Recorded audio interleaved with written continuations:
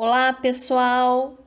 Hoje vamos iniciar a quarta e última aula do minicurso A História da Arte para o Ensino Fundamental 2. Hoje o tema será a arte contemporânea. Vamos falar sobre o que é a arte contemporânea, principais características, principais movimentos e principais artistas e obras. Então vamos lá? Segundo Liane Carvalho Oleques, o século XX foi marcado por intensas e significativas transformações na arte, especialmente referente às artes visuais. Já no início desse século, as artes visuais sofreram grandes rupturas estéticas, desvencilhando-se dos padrões artísticos vigentes há séculos. A arte contemporânea é uma tendência artística que começou a se manifestar no período pós-guerra, como uma ação de separação com a arte moderna. Embora não haja consenso entre os historiadores e críticos de arte acerca do princípio da arte contemporânea, considera-se que ela ficou mais evidente e ganhou mais espaço na segunda metade do século XX, estendendo-se até os dias atuais. A segunda metade do século XX foi caracterizada pelo grande avanço tecnológico e científico.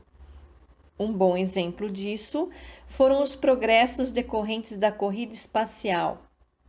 Se a velocidade e movimento das máquinas impulsionaram os artistas modernos, a corrida espacial e os avanços nas áreas da informática abriram caminho à percepção dos artistas contemporâneos, que passaram a adicioná-los em suas obras. É possível citar, como forma de expressão nesse cenário, a videoarte, que usa a tecnologia do vídeo, geralmente associado a outras linguagens e mídias, para a criação de obras de artes visuais. Segundo a autora, nesse período tornou-se recorrente a utilização pelos artistas de variadas linguagens e técnicas para a confecção de suas obras. Por meio da constante experimentação estética. Em vista disso, é quase impossível pensar a arte por categorias distintas, como pintura, escultura ou desenho, colocando em questão o valor da arte, o conceito de arte. Em nenhum outro período da história os artistas tiveram tanta liberdade criadora. Assim, o artista tem liberdade total para expressar-se, seja tecnicamente ou conceitualmente, pois não tem mais compromissos institucionais com a igreja ou a política, assim como acontecia em épocas anteriores, como o Renascimento, por exemplo. Muito embora na arte moderna era inconcebível o artista pintar como no período do Renascimento, tecnicamente falando, segundo a autora, na arte contemporânea a liberdade de criação é tamanha a ponto de o artista transitar entre os diferentes períodos.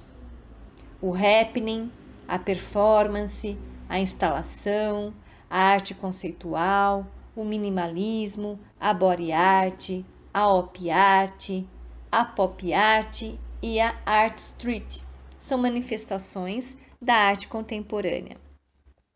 Ou seja, a constituem. Artistas como Andy Warhol e Roy Lichtenstein são destaques nesse cenário nas décadas de 60 e 70. É possível identificar algumas características evidentes na arte contemporânea, né? Como a efemeridade da obra, o abandono dos suportes tradicionais, a mescla de estilos, a interação do espectador com a obra, ou a aproximação com a cultura popular, entre outros. Segundo Liane Carvalho Alex, na arte contemporânea, a obra já não é o objeto em si, mas funde-se com o processo criativo. Intervenções artísticas como land art, onde o ambiente é trabalhado pelo artista e de forma a integrar-se à obra. Happening, performance e instalações são orientações frequentes na arte contemporânea. Então aqui ela destaca alguns artistas principais, como Cristo, Eva Hesse, Marina Abramovic, entre outros. Já no Brasil, é possível destacar os seguintes artistas: Hélio Oiticica, Lígia Clark, Lígia Pape, Amilcar de Castro, Cildo Meirelles, entre outros. Mais para frente, nós vamos nos aprofundar aí na Lígia Clark e no Cildo Meirelles. Vamos falar um pouquinho mais sobre eles. As Bienais Internacionais de São Paulo, grandes exposições que reúnem artistas de todo o mundo, ajudam a colocar em destaque o que está sendo produzido nesse âmbito. Ok? Bom, seguindo então a arte contemporânea, vamos trazer o entendimento de outra autora, Laura Aidar. Segundo ela, do latim, o vocábulo arte contemporânea ou contemporânea vem do vocábulo latino, contemporâneo, né? Contemporâneo. Corresponde à união dos termos conjunto e tempus, tempo.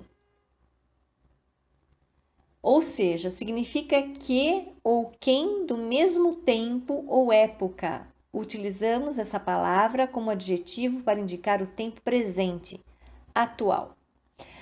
Após a Segunda Guerra Mundial, um novo panorama é caracterizado pelo avanço da globalização, cultura de massa e o desenvolvimento das novas tecnologias e mídias. Nesse panorama, a arte oferece experiências inovadoras, pautadas principalmente nos processos artísticos em detrimento do objeto, ou seja, na ideia em detrimento da imagem.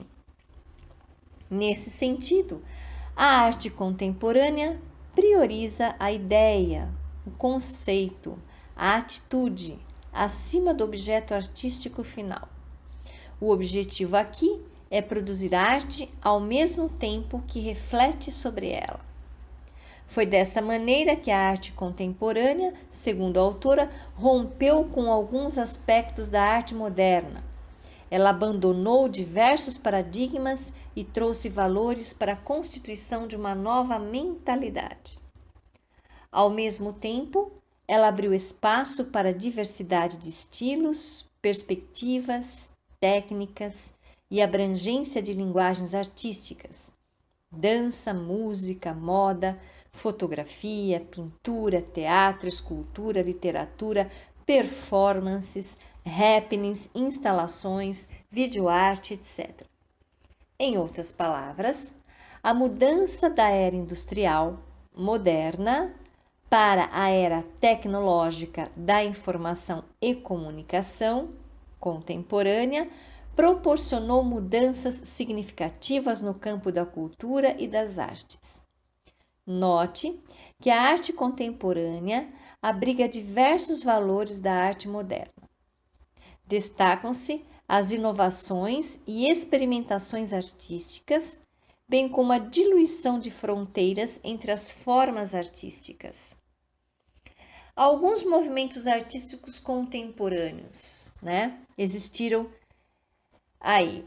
Imbuídos dos ideais que alicerçam a arte contemporânea, surgem diversos movimentos e linguagens artísticas inovadoras.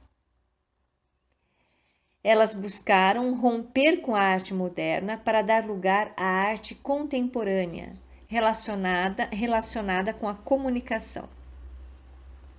Então, nós temos aí a pop art, o minimalismo, a arte conceitual, a arte poveira, hiperrealismo, land art, street art, body art, performance na arte, instalação artística. Quais são as principais características da arte contemporânea? Segundo Laura Aidar, as principais características da arte contemporânea são sociedade da informação, tecnologia e novas mídias, subjetividade e liberdade artística, efemeridade da arte, abandono dos suportes tradicionais, mescla de estilos artísticos, utilização de diferentes materiais, fusão entre a arte e a vida, aproximação com a cultura popular, questionamento sobre a definição de arte, interação do espectador com a obra.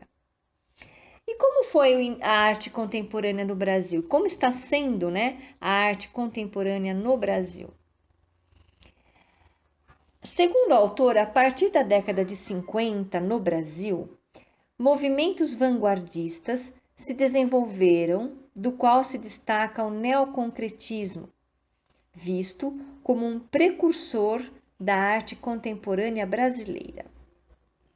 Muitos foram os artistas que fomentaram a arte contemporânea no país, dos quais merecem destaque Hélio Oiticica, Lígia Clark, Lígia Pape, Amilcar de Castro, Aloysio Carvão, Franz Heinz, Hércules Barsotti, Willis de Castro e Cildo Meirelles. Francis Heinz, Principais artistas contemporâneos.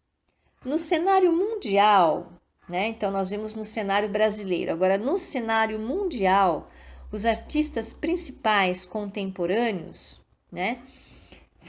são Robert Smithson, um artista estadunidense, Marina Abramovic, artista performática sérvia, Rebecca Horn, artista alemã, Richard Serra, escultor estadunidense, e Banksy, artista que, segundo o autor, é possivelmente britânico. Banksy.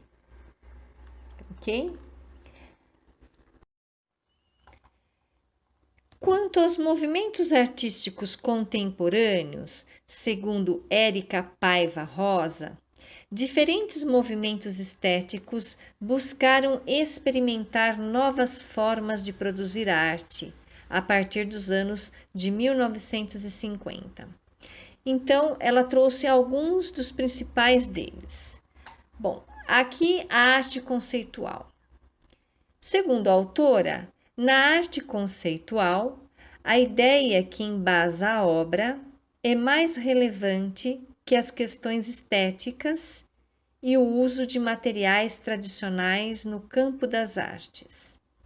Assim, o conceito utilizado para a criação da obra se sobrepõe à materialidade dela.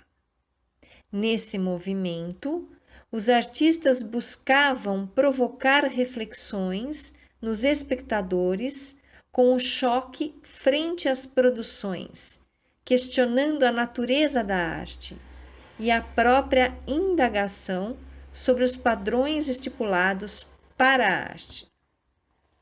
A arte urbana. A arte urbana, conhecida como street art, surgiu na década de 1970 nos Estados Unidos e contempla manifestações desenvolvidas e expostas em espaços públicos. Assim, promove o contato direto da arte com as pessoas que transitam pela cidade. Dentre as vertentes artísticas do movimento estão dança, música, grafite, pixel, lambe e estátua viva. Outro movimento estético deste período da arte, da arte contemporânea é a arte digital. O desenvolvimento, segundo a autora, dos computadores no século XX trouxe novas possibilidades de experimentação no espaço digital. Logo, a arte digital é a manifestação produzida a partir de meios eletrônicos, como o computador e seus programas para o desenho, a edição e a manipulação de imagens e sons. As artes digitais são variadas. Dentre elas se destacam web art, colagem, pintura, fotografia, animação e vídeos 2D ou 3D. Outro movimento, a body art. A body art usa justamente o corpo como suporte para a arte. O corpo do artista é a obra viva que se relaciona com o tempo, espaço em que está inserido e com o público. Por vezes, em um contexto de ritual ou apresentação pública. O que liga essa manifestação ao happening e à performance. Na body art, o corpo é metafórico e propõe novas leituras sobre si e seus artefatos. Outro movimento, a performance na arte. A performance arte é uma vertente artística de expressão corporal, que contempla o teatro, a música e as artes visuais. O artista ou performer coloca o seu corpo em ação, em uma relação com o espaço e o espectador, que envolve o improviso e o improvável. Outros movimentos considerados contemporâneos são fotografia, instalação, pop art, hiperrealismo, minimalismo, op art, arte cinética e etc. Então, pessoal, como são vários movimentos artísticos e a história da arte tem muito conteúdo, claro que aqui foi dado apenas um recorte e demonstrado e explicado aqui para vocês alguns dos movimentos artísticos contemporâneos, ok? Agora vamos falar um pouco sobre Cildo Meirelles, que é um dos artistas mais importantes da arte contemporânea aqui no Brasil, ligado ao movimento da arte conceitual. Em pesquisa que realizei na enciclopédia Itaú Cultural, Cildo Meirelles é um artista multimídia. Inicia, na verdade, é Cildo Campos Meirelles, o nome completo, né? É um artista multimídia, inicia seus estudos em arte em 1963, na Fundação Cultural do Distrito Federal em Brasília, orientado pelo ceramista e pintor peruano Barrenechea.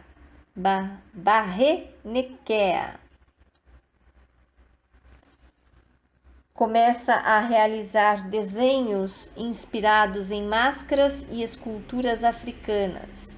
Em 1967, transfere-se para o Rio de Janeiro, onde estuda por 2 meses na Escola Nacional de Belas Artes. Nesse período, cria a série Espaços Virtuais, Cantos, com 44 projetos em que explora questões de espaço desenvolvidas ainda nos trabalhos Volumes Virtuais e Ocupações, ambos de 1968 a 1969. É um dos fundadores da Unidade Experimental do Museu de Arte Moderna do Rio de Janeiro, MAM Rio de Janeiro, em 1969, na qual leciona até 1970. O caráter político de suas obras revela-se em trabalhos como Tiradentes, Totem, Monumento ao Preso Político, de 1970, Inserções em Circuitos Ideológicos, Projeto Coca-Cola, de 1970, e Quem Matou Herzog, de 1970 também. No ano seguinte, viaja para Nova York, onde trabalha na instalação Eureka, no LP Sal Sem Carne, gravado em 1975, e na série Inserções em Circuitos Antropológicos. Após seu retorno ao Brasil, em 1973, passa a criar cenários e figurinos para teatro e cinema, e em 1975 torna-se um dos diretores da revista de arte Malas Artes.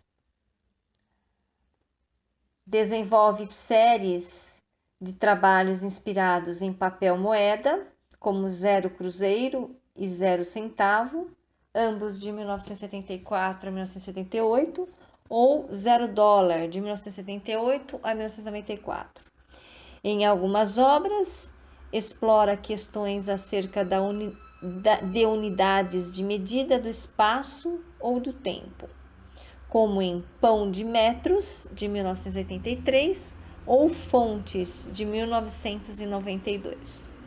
Em 2000, a editora Kozak e Knife lança o livro Cildo Meirelles, originalmente publicado em Londres em 1999.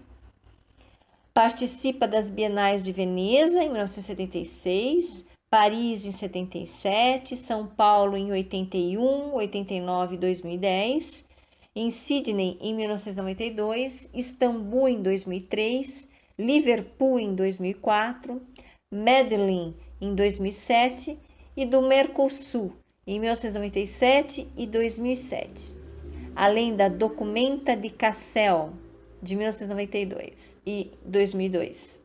Tem retrospectivas de sua obra feitas no Iván Centre del Carme, em Valência, em 1995, no The New Museum Contemporâneo de Nova York, em 1999, enfim, em vários outros locais pelo exterior afora, né?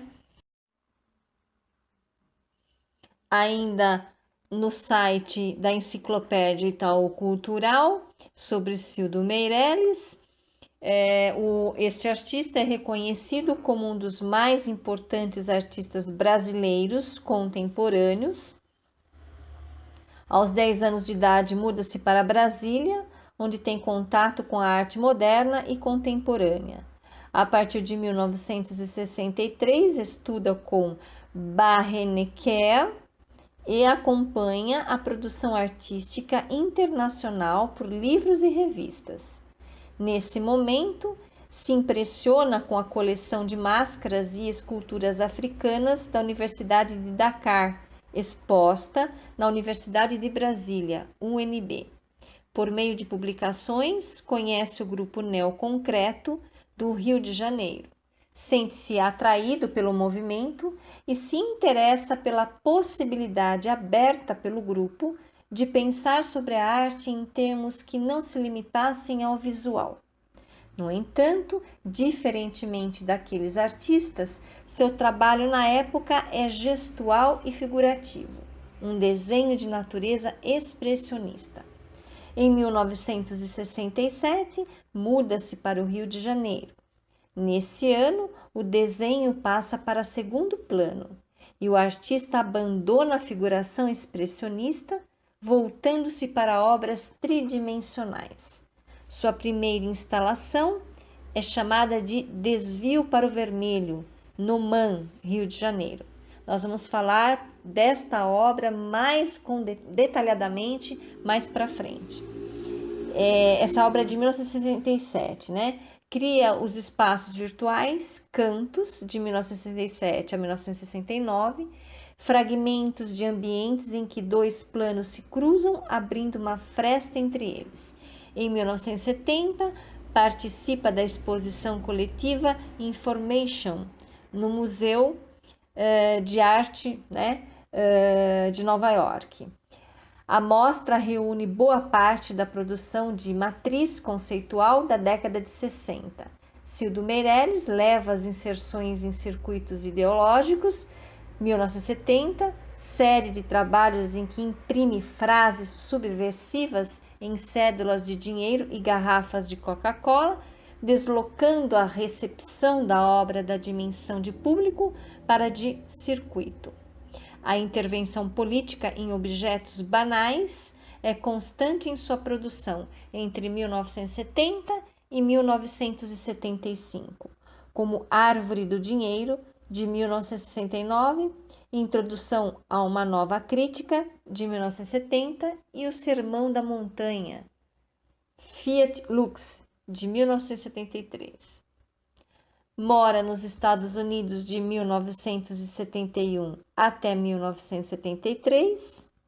Ao retornar ao Brasil, concentra-se nas linguagens conceituais e na apropriação de objetos não artísticos. Em 1974, termina a primeira versão do trabalho Malhas da Liberdade, em 1976. Realiza em 75 a instalação Eureka, em que investiga propriedades sensoriais não visuais dos objetos utilizados. Na segunda metade da década de 70, amplia essa discussão em esculturas como A Diferença entre um Círculo e uma Esfera é o Peso, de 1976, e Estojo de Geometria, em 77, e Rodos, em 78. No início da década de 80, alguns elementos pictóricos são incorporados às suas instalações e esculturas, como em Volátil, de 1980, Maca, de 83, Cinza, de 84 e Para Pedro, também de 84. Realiza Missões, em 1987, instalação feita com hóstias, moedas e ossos, e Através, de 1989, um ambiente labiríntico formado por objetos e materiais utilizados para delimitar ou interditar espaços como grades e alambrados. Em 2001, realiza Babel, instalação sonora e luminosa, feita com rádios sintonizados em diferentes estações, que retoma e atualiza seus trabalhos com discos de vinil da década de 1970. É o segundo artista brasileiro a ter uma exposição retrospectiva de sua obra na Tate Modern, em Londres, em 2008. No ano anterior, a instituição realiza uma mostra dedicada a Hélio Oiticica. Agora vamos falar um pouquinho sobre a obra Desvio para o Vermelho, de Cildo Meireles. Segundo Carolina da Rocha Lima Borges, a obra foi concebida em 1967, montada em diferentes versões desde 1984 e exibida em Inhotim em caráter permanente desde 2006. É formada por 3 ambientes articulados entre si: impregnação, em primeira imagem, em torno à segunda imagem, e desvio à terceira imagem que vocês veem aí nos slides. O título que leva a obra Desvio para o Vermelho, em termos muito simples, segundo a autora, corresponde a uma alteração na forma como a frequência das ondas de luz é percebida por um observador, em movimento de distanciamento em relação à fonte emissora. Quando o astrônomo Hubble começou a examinar as galáxias, verificou que todas elas apresentavam uma coloração tendendo para o vermelho. É uma consequência do efeito Doppler óptico, sendo que a tendência verificada indica que elas estão se afastando. Daí a ideia do Big Bang. O momento histórico e político era de tensão e instabilidade. A década de 1960 é muito lembrada no Brasil pelo início da ditadura militar, com o golpe em 1964, que depôs o presidente João Goulart. Com esse movimento, vários parlamentares tiveram seus mandatos cassados. Os cidadãos tiveram seus direitos políticos e constitucionais cancelados, e foi retirada a liberdade de expressão, de imprensa e dos artistas. Segundo a autora, apesar do contexto político que cerca a obra, Cildo Meirelles fez questão de dizer que o sangue, o vermelho, a tensão, não tem qualquer relação com a política brasileira ou mundial. Tal afirmação pode ter como objetivo promover um caráter independente de local e data, extinguindo uma interpretação atrelada a um contexto, refém de fatos históricos. Com relação à obra, Desvio para o Vermelho está totalmente vinculada a um espaço interno, a uma arquitetura. Caso fosse instalada em um espaço diferente de onde está hoje, mais aberto ou mais fechado, maior ou mais labiríntico, por exemplo, promoveria outra obra, com outro percurso e outra leitura. Segundo Carolina da Rocha Borges,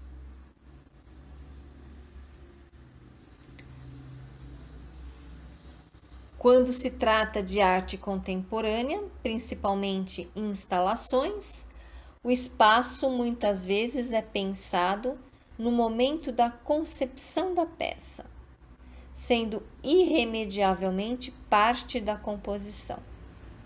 O conceito de lugar é inerente à obra. No caso do desvio, não se trata de um site específico, pois não foi criada especificamente para Inhotim. Poderia ser instalado em outro espaço, mas a percepção seria outra, a obra seria outra. O espaço faz parte do desvio, assim como o sujeito observador. Se a obra é espacial, significa que o sujeito está sendo privilegiado, pois é pelo percurso que é apreendida, por meio das diversas perspectivas e sensações. Os elementos foram instalados numa escala humana, com perspectivas e pontos de fuga, pensados no homem em movimento, num caminho que irá percorrer. O caminho é direcionado, as perspectivas são direcionadas. O homem é guiado de acordo com o caminho traçado pelo artista, mas a interpretação é única e pessoal. Mesmo quando é direcionado, o percurso é individual, tanto físico quanto visual, pois existe também o caminho que se faz com os olhos, ao visualizar um quadro, por exemplo. É quase impossível pensar num caminho visual idêntico, feito por um grupo, onde duas ou mais pessoas vão seguir uma mesma linearidade com os olhos, espontaneamente. Mais difícil ainda é pensar que essas mesmas pessoas, segundo a autora, tenham exatamente as mesmas impressões e sensações. Talvez essa dificuldade se potencialize quando o espaço é tridimensional. Não é possível que um grupo de pessoas tenha exatamente as mesmas vistas e perspectivas ao longo de um percurso, na mesma sequência e com as mesmas sensações. Essa dificuldade se dá por uma única razão. As pessoas são diferentes, não existe no mundo duas pessoas exatamente iguais, com as mesmas experiências, vivências, caráter e personalidade. É por isso que uma obra de arte se mostra diferente para cada um, pois a arte é um veículo, uma espécie de espelho que reflete verdades e questionamentos pessoais de quem a observa. Nesse sentido, o mais importante é como a obra se mostra para o sujeito, e não a intenção do artista. Inclusive, muitas obras são consideradas arte, mesmo quando não existe a intenção do artista em fazer arte. ou até mesmo não existe a figura do artista.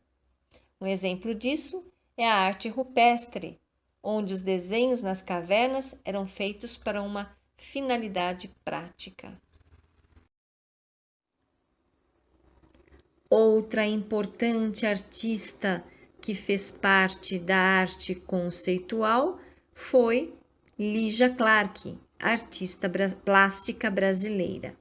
Segundo Dilva Frazão, Lígia Clark foi uma pintora e escultora brasileira. Abdicou do rótulo de artista, exigindo ser chamada de propositora. Lígia Clark, pseudônimo de Lígia Pimentel Lins, nasceu em Belo Horizonte, Minas Gerais, no dia 23 de outubro de 1920. Em 1947, já casada e com 3 filhos, muda-se para o Rio de Janeiro e inicia-se na arte da pintura, sob a orientação do artista plástico Burle Marx. Em 1950, Lígia foi morar em Paris, onde permaneceu até 1952. E lá realizou exposições.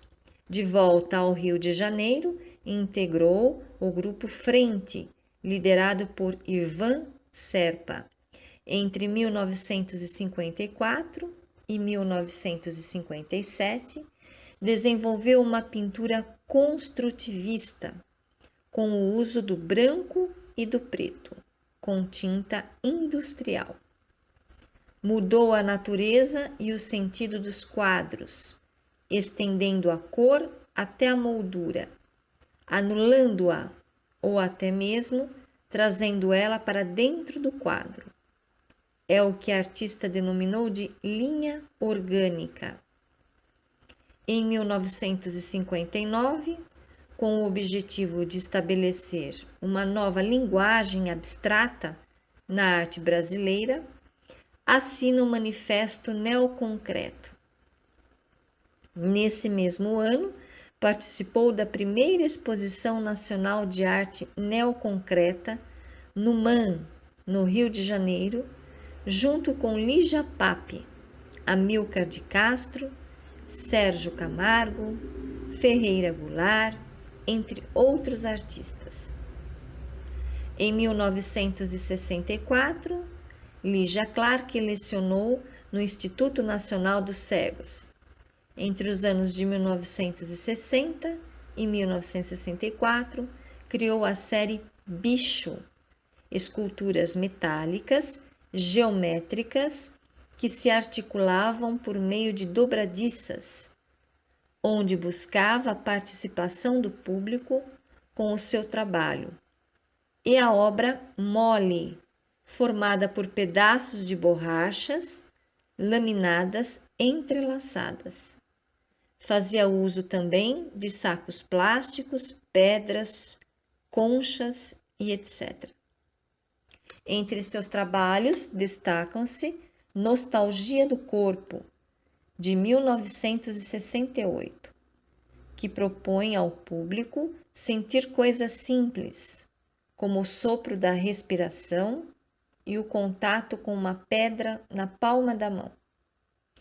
A Casa é o Corpo, Labirinto, de 1968, que simula um útero onde o visitante pode percorrer e experimentar sensações táteis ao passar pelos diversos compartimentos, e a Baba Antropológica, de 1973, no qual várias pessoas derramam sobre alguém deitado fios que saem de sua boca.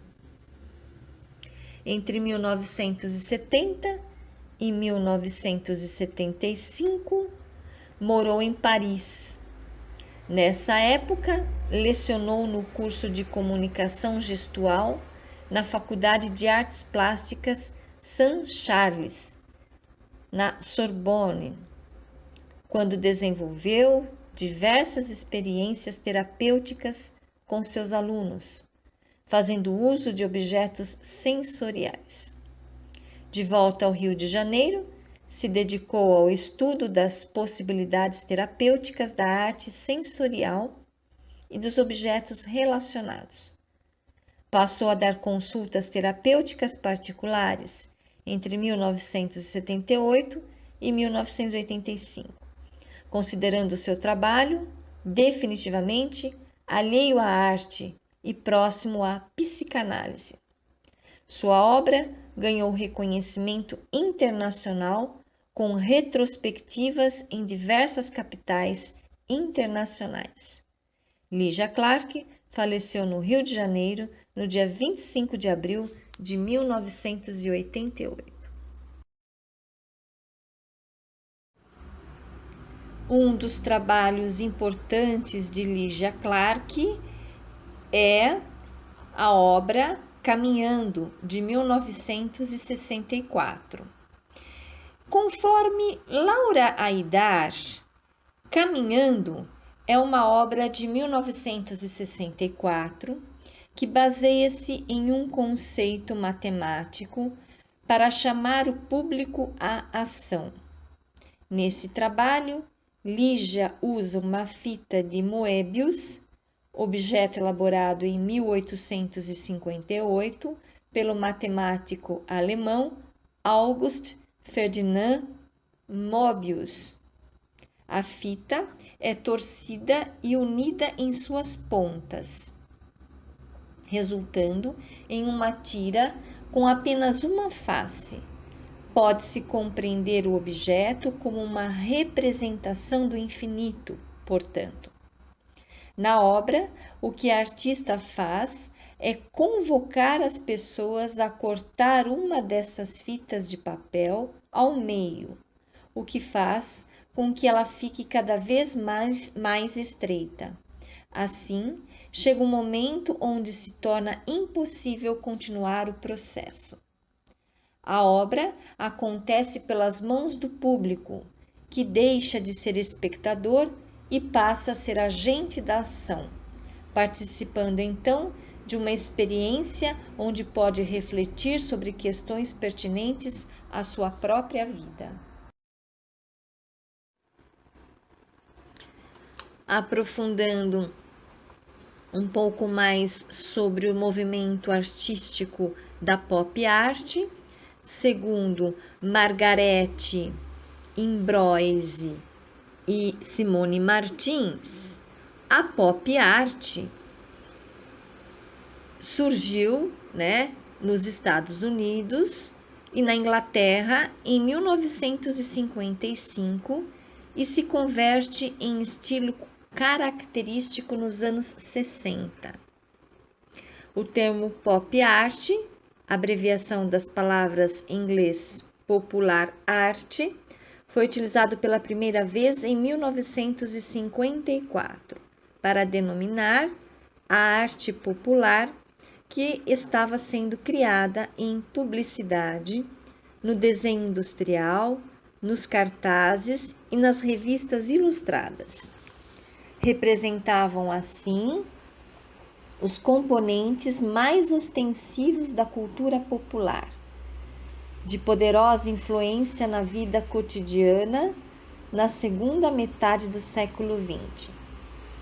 Era a volta de uma arte figurativa em oposição ao expressionismo abstrato que dominava a cena estética desde o final da Segunda Guerra Mundial. Sua iconografia era a da televisão, da fotografia, dos quadrinhos, do cinema e da publicidade.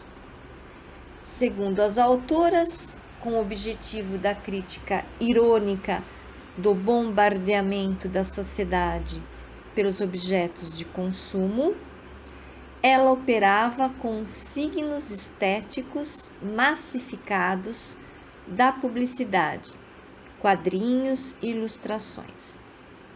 Mas, ao mesmo tempo que produzia a crítica, a pop art se apoiava e necessitava dos objetivos de consumo, nos quais se inspirava e muitas vezes produzia o próprio aumento do consumo, que aconteceu, por exemplo, com as sopas Campbell, de Andy Arrow.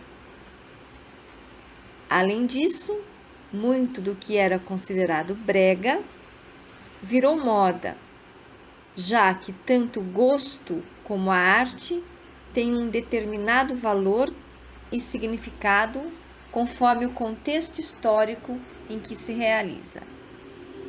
A pop art proporcionou a transformação do que era considerado vulgar em refinado e aproximou a arte das massas, desmistificando-a, pois se utilizava de objetos próprios e populares. Suas principais características são linguagem figurativa e realista, referindo-se aos costumes, ideias e aparências do mundo contemporâneo. Temática extraída do meio ambiente urbano das grandes cidades, de seus aspectos sociais e culturais. História em quadrinhos, revistas, jornais sensacionalistas, fotografias, anúncios publicitários, cinema, rádio, televisão, música, espetáculos populares, elementos da sociedade de consumo e de conveniências, alimentos enlatados, geladeiras, carros, estradas, postos de gasolina, etc. A ausência de planejamento crítico. Os temas são concebidos como simples motivos que justificam a realização da pintura. Representação de caráter inexpressivo, preferencialmente frontal e repetitiva. Combinação da pintura com objetos reais, integrados na composição da obra, como flores de plástico, garrafas, etc., como uma nova forma dadaísta em consonância aos novos tempos. Formas e figuras em escala natural e ampliada. Os formatos das imagens em quadrinhos de Lichtenstein. Preferência por referências ao status social, a fama, a violência e os desastres, a sensualidade e o erotismo, aos símbolos da tecnologia industrial e a sociedade de consumo. Uso de matérias como tinta acrílica, poliéster e látex, produzindo cores puras, brilhantes e fosforescentes, inspiradas na indústria e nos objetos de consumo. Reprodução de objetos do cotidiano em tamanho consideravelmente grande, transformando o real em hiperreal. Então, estas autoras, elas destacam alguns artistas, alguns expoentes da pop art. Dentre eles, Andy Arrow, de 1927 a 1987. Ele foi a figura mais conhecida e mais controvertida do pop art. Arrow mostrou sua concepção da produção mecânica da imagem em substituição ao trabalho manual, numa série de retratos de ídolos da música popular e do cinema, como Elvis Presley e Marilyn Monroe. Arrow entendia as personalidades públicas como figuras impessoais e vazias, apesar da ascensão social e da celebridade.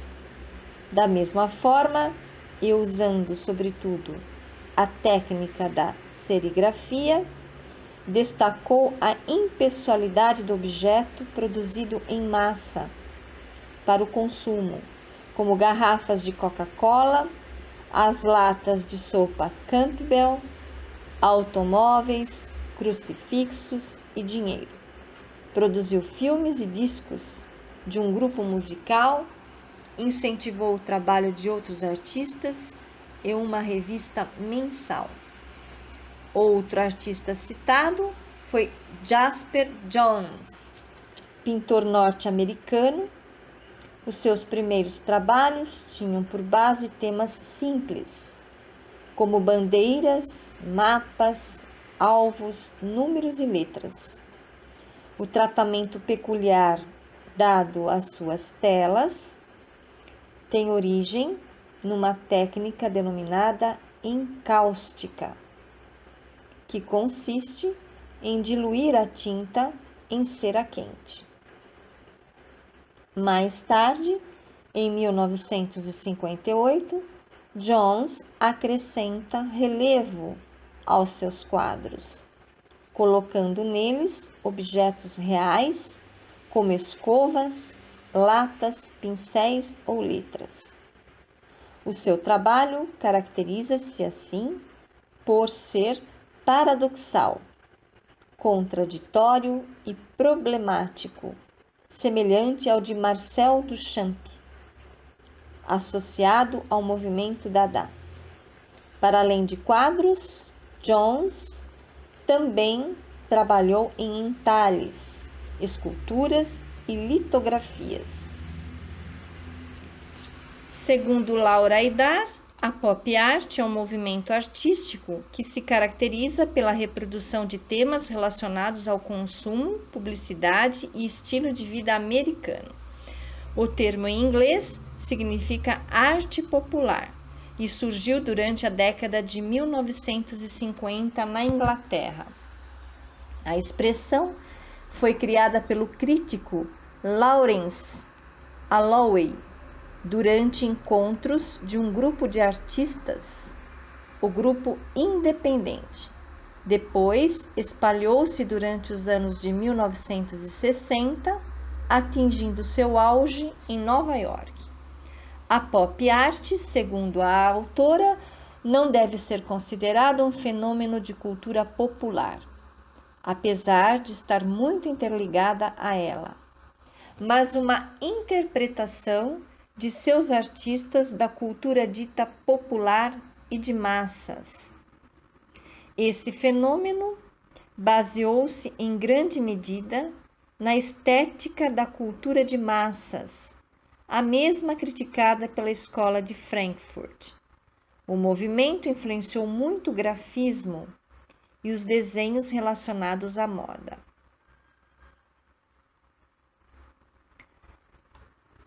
Aqui a autora, ela traz também algumas características da pop art, né? Como a aproximação da arte com a vida cotidiana, reproduções de peças publicitárias, inspiração na cultura de massa, o uso da serigrafia, imitação da estética industrial, reproduções em série do mesmo tema, uso de imagens de celebridades e inspiração no universo das histórias em quadrinhos. Os artistas dessa corrente trabalhavam com cores vivas, inusitadas e usadas em publicidade. Eles escolhiam as imagens e os símbolos populares como material de criação. Esses símbolos eram ironizados para fazer uma crítica ao excesso de consumo da sociedade capitalista. Isso porque o capitalismo é muito incentivado pela publicidade, cinema e etc. Entretanto, de certa forma, a pop art se alimentava e se confundia com essa indústria cultural. Apesar de se diferenciarem, os artistas, de modo geral, mantinham as temáticas, os desenhos simplificados e as cores saturadas. A pop art buscava evidenciar a crise da arte do século XX, através de um retorno à arte figurativa. Fazia um bom contraponto ao expressionismo abstrato e à complexidade da arte moderna. Ela recusa a separação entre arte e vida. Por isso, a arte pop é capaz de se ligar ao seu público a partir de signos e símbolos tirados da cultura de massa e da vida cotidiana. Isso ocorreu quando os artistas utilizaram na arte a linguagem do design comercial. Com isso, diminuíram as diferenças que separavam a arte erudita da arte popular. Agora, segundo Laura Aidar, a pop art no Brasil surgiu em outro contexto histórico. Aqui estava em curso a ditadura militar e os artistas utilizaram a estética pop para se comunicar com as massas e assim fazer críticas ao sistema.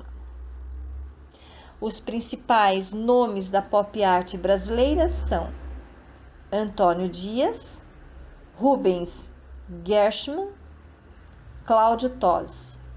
O artista contemporâneo Romero Brito utiliza hoje em dia a estética da pop art para reproduzir suas obras. Entretanto, ele não possui caráter crítico. Agora vamos falar um pouco sobre a arte urbana. Segundo Amanda Sabione, arte urbana é a tradução de street art, um movimento que compreende todas as manifestações artísticas que acontecem no ambiente público. Ela surgiu com o objetivo de ser uma arte democrática e acessível como forma de protesto contra os princípios e critérios da instituição artística tradicional ocidental. Colocar a street art, segundo a autora, dentro da linha da história da arte não é tarefa fácil, pois apesar de ela influenciar e ser influenciada por muitas correntes artísticas, ela não se originou a partir do desenvolvimento de outro movimento artístico. Pelo contrário, ela tem uma trajetória única e independente. Atualmente, segundo a autora, é possível ver a arte urbana conquistando mais reconhecimento da sociedade artística, e alguns trabalhos passam a compor galerias e museus de arte. Para alguns, a ocupação desses espaços, antes questionados, é alvo de críticas. Todavia, apesar da aceitação, é fato que a potência que os trabalhos possuem nas ruas não é a mesma das galerias e museus. Uma das principais características da arte urbana, segundo Amanda Sabione, seria a efemeridade da obra, isto é, uma arte transitória que é vista por todos, porém não pertence a ninguém. Além disso, cada arte é única, pois dependendo do ambiente o qual ela está inserida, ela tem um discurso e uma potência, ainda que feita pelas mãos do mesmo artista. O espaço público, seja ele praças, becos, valas, paredes, bancos, entre outros, é o local de expressão do artista. Ademais, seus materiais também não são convencionais, utilizando desde tinta spray, stencils, pôsteres, até mesmo o próprio corpo do artista em espetáculos e apresentações antes restritos a teatros. Além disso, as temáticas levantam questionamentos acerca da sociedade e suas relações do indivíduo, da política e da economia. Grafite é uma das artes que está aí dentro da arte urbana. Grafite nada mais é do que a arte de escrever, desenhar ou pintar em superfícies. Logo, datar o início dessa arte não é uma tarefa fácil, segundo a autora. Todavia, entende-se que o final dos anos 60 nos Estados Unidos é o início do grafite que conhecemos atualmente. A trajetória desta arte começa em Nova York, com os artistas grafitando carros de metrô e trens. Esse movimento não dura por muito tempo, pois logo a arte passa a ser confundida com vandalismo, devido ao seu caráter não legalizado. As autoridades tentam erradicar a manifestação, porém não conseguem e facilmente ela se espalha por diferentes lugares. Com o passar dos anos, as técnicas se desenvolvem até chegar no que se tem hoje. Autênticos estilos de caligrafia, cores fortes, relação entre luz e sombra, letras estilizadas e abstratas, podendo incluir ou não personagens animados. As paredes de prédios, muros, bancos, carros de metrô e trem continuam sendo os quadros dos artistas. Além disso, a tinta spray é o material principal que também se vem se aperfeiçoando com o tempo. Dentro da proposta do grafite, o stencil surge com a utilização de moldes que são colocados na parede para que, ao aplicar a tinta ou spray, o desenho esteja pronto. Normalmente, trabalha-se com frases, poemas, figuras humanas, entre outras. A vantagem é que o artista elabora o molde em casa e, ao chegar na rua, só aplica a coloração. Assim, o trabalho é ágil e pode ser repetido e reutilizado em outros locais. Pôster lambe-lambe. Iniciou com a proposta de cartazes para propaganda, divulgação de eventos e até mesmo para política. Mas logo se desenvolveu para uma arte com frases motivacionais, poemas, imagens e posicionamentos políticos. As técnicas e materiais de manuais com tinta látex, spray ou guache se aperfeiçoam até a implementação de diferentes tecnologias de impressão atualmente. Apresentações.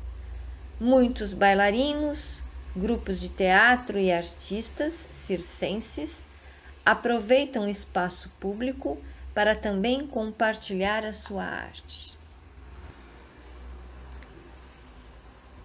A arte urbana, segundo Laura Aidar, manifesta-se por meio de intervenções, performance, grafite, teatro, dentre outras. Essas ações artísticas ocorrem em ambientes públicos e interagem diretamente com os indivíduos. Geralmente, usam como suporte os grandes centros urbanos, onde há intensa circulação de pessoas e diversidade cultural. Dessa forma, os cidadãos acabam se deparando com a arte sem precisar ir até centros culturais.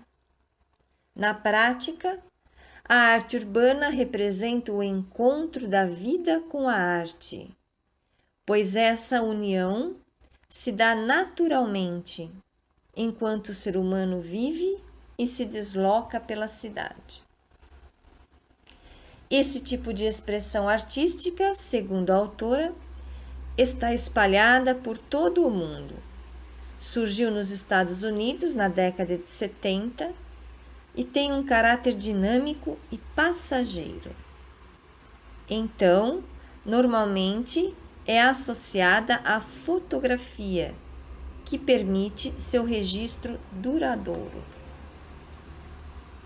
No entanto, estudiosos afirmam que essa arte remete a períodos da antiguidade. Os povos gregos e romanos já transmitiam mensagens pelas ruas da cidade, através de desenhos.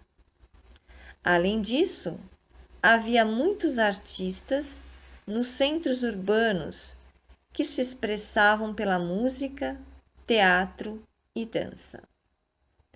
A arte urbana propõe, justamente, sair dos lugares ditos consagrados, aqueles destinados a exposições e apresentações artísticas, como os teatros, cinemas, bibliotecas e museus, para evidenciar a arte cotidiana espalhada pelas ruas.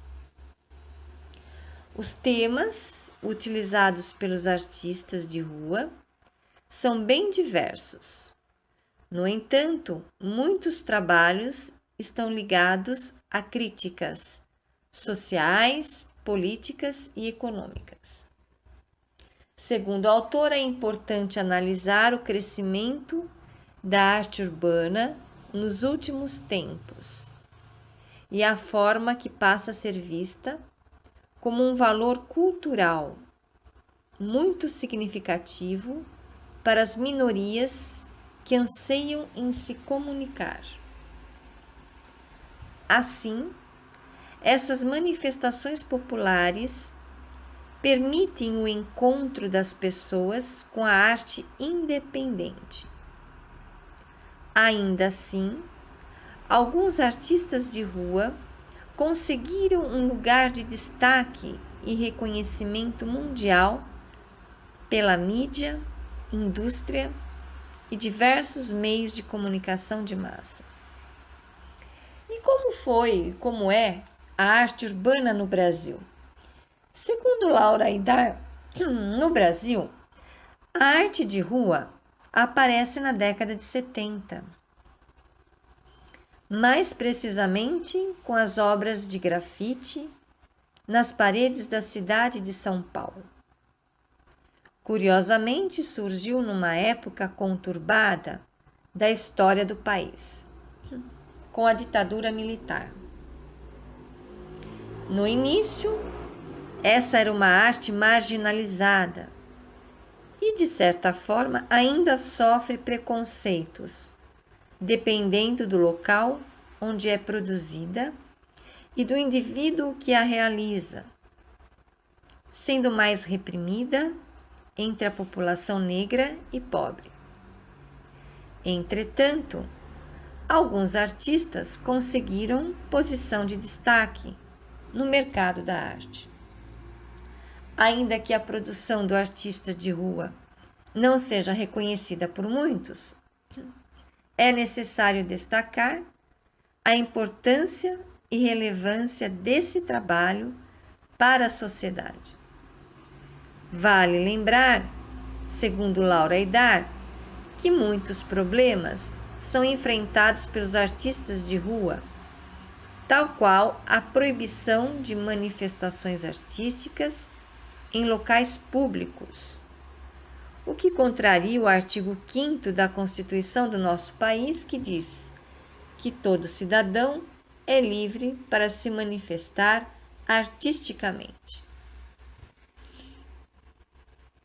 Sobre esse tema, algumas leis foram introduzidas nas cidades brasileiras com o objetivo de tornar a rua livre, para que assim os artistas possam trabalhar e apresentar seus trabalhos. Em 19 de julho de 2011, o decreto número 52.504 regulamentou o exercício artístico nas vias públicas da cidade de São Paulo. E a Lei nº 10.277 de 2011, através do Decreto 14.589, regulamentou, segundo a autora, essas manifestações na capital de Minas Gerais, Belo Horizonte. Diversas técnicas são utilizadas pelos artistas de rua. Embora a intervenção grafite seja mais conhecida, outros exemplos de arte urbana também ocorrem, né? Como, além do que a gente já comentou sobre o grafite e o stencil, tem também os poemas urbanos. Os poemas urbanos são quaisquer manifestações,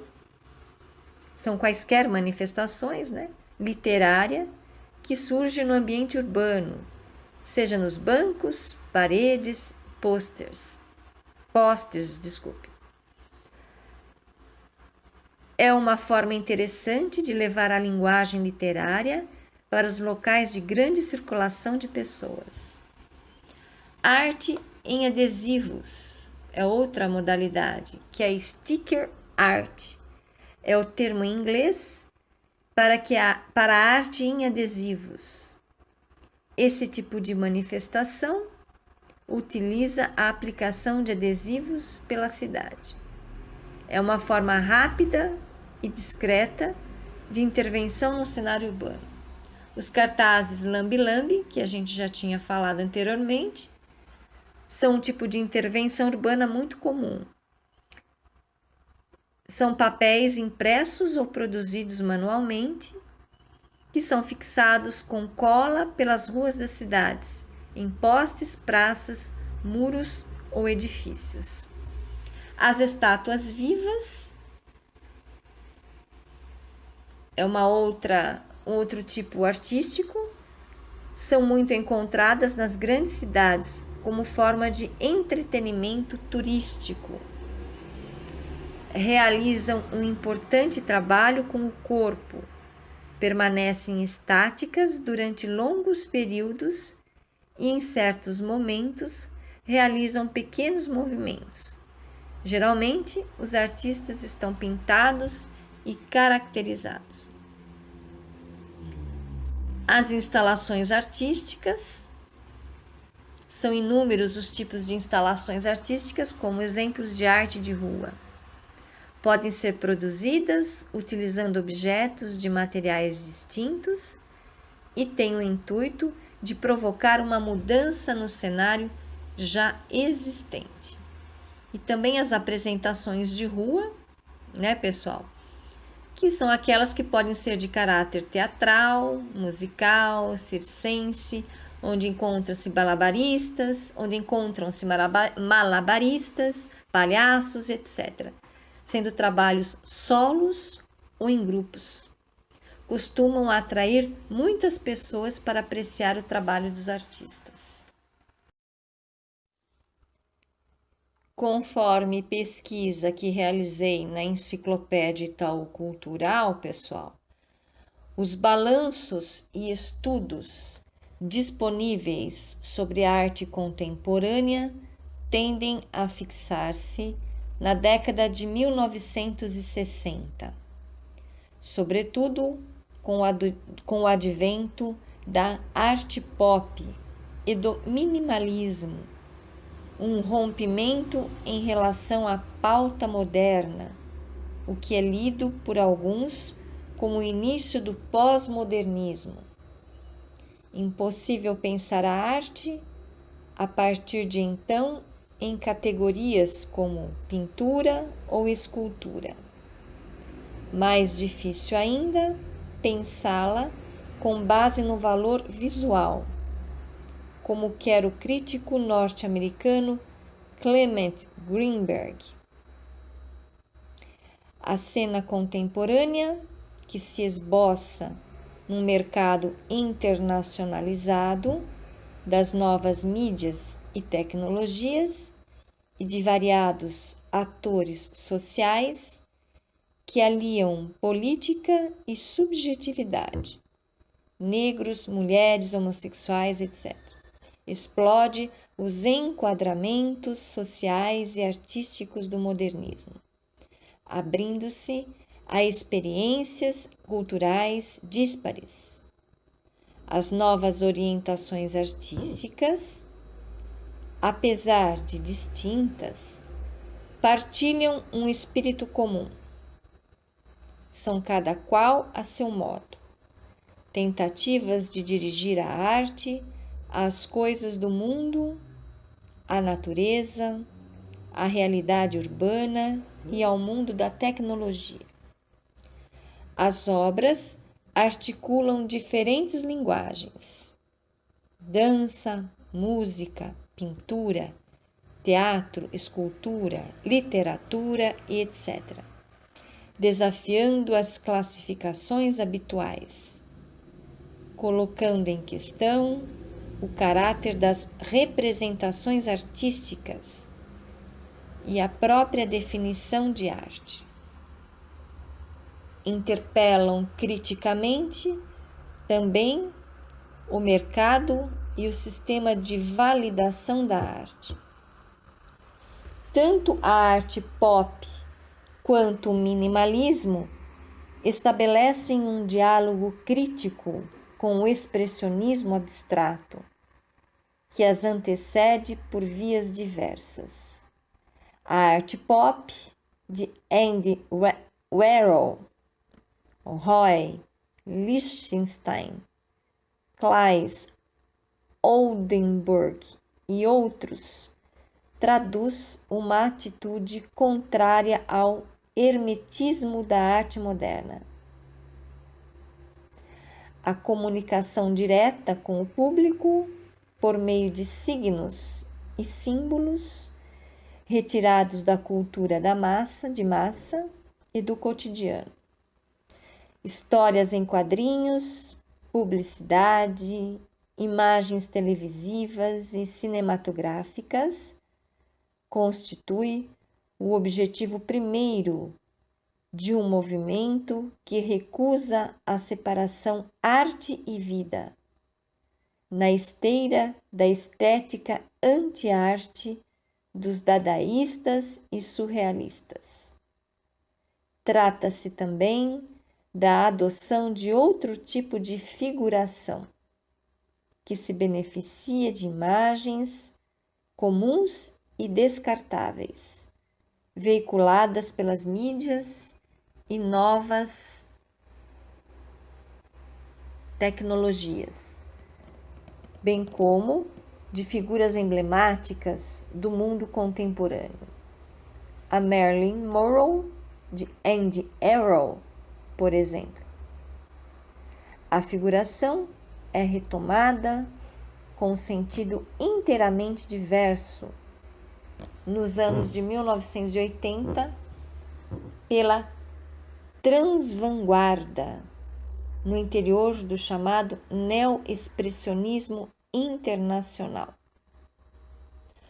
O minimalismo de Donald Judd, Tony Smith, Carl Andre e Robert Morris, por sua vez, localiza os trabalhos de arte no terreno ambíguo entre pintura e escultura. Um vocábulo construído com base em ideias de despojamento, simplicidade e neutralidade, manejado com o auxílio de materiais industriais, define o programa da minimal art. Uma expansão crítica dessa vertente encontra-se nas experiências do pós-minimalismo em obras como as de Richard Serra e Eva S. Parte da pesquisa de Serra, sobretudo suas obras públicas, toca diretamente as relações entre arte e ambiente. Em consonância com uma tendência da arte contemporânea que se volta mais decididamente para o espaço, incorporando-o à obra ou transformando-o, seja ele o espaço da galeria, o ambiente natural ou as áreas urbanas. Preocupações semelhantes, traduzidas em intervenções sobre a paisagem natural, podem ser observadas na Land Art, de Walter de Maria e Robert Smithson. Outras orientações da arte ambiente se verificam nas obras de Richard Long e Cristo. Se os trabalhos de Eva S. não descartam a importância do espaço, colocam ênfase em materiais, de modo geral, não rígidos, alusivos à corporeidade e à sensualidade. O corpo sugerido em diversas obras de Eva S. Hang Up, de 1966, toma o primeiro plano no interior da chamada body art. É o próprio corpo do artista o meio de expressão em trabalhos associados frequentemente a happenings e performances. Nestes, a tônica recai, uma vez mais, sobre o rompimento das barreiras entre arte e não arte, fundamental para a arte pop, e sobre a importância decisiva do espectador, central já para o minimalismo. A percepção do observador, pensada como experiência ou atividade, que ajuda a produzir a realidade descoberta, é largamente explorada pelas instalações. Outro desdobramento direto do minimalismo é a arte conceitual, que, como indica o rótulo, coloca o foco sobre a concepção ou conceito do trabalho. Sol Levitt, em seus parágrafos sobre a arte conceitual, em 1967, esclarece: nessas obras, a ideia torna-se uma máquina de fazer arte. É importante lembrar que o uso de novas tecnologias, como vídeo, televisão, computador, etc., atravessam parte substantiva da produção contemporânea, trazendo novos elementos para o debate sobre o fazer artístico. Os desafios enfrentados pela arte contemporânea podem ser aferidos na produção artística internacional. Em relação ao cenário brasileiro, segundo o site da Enciclopédia Itaú Cultural, as bienais internacionais de São Paulo ajudam a mapear as diversas soluções e propostas disponíveis nos últimos anos.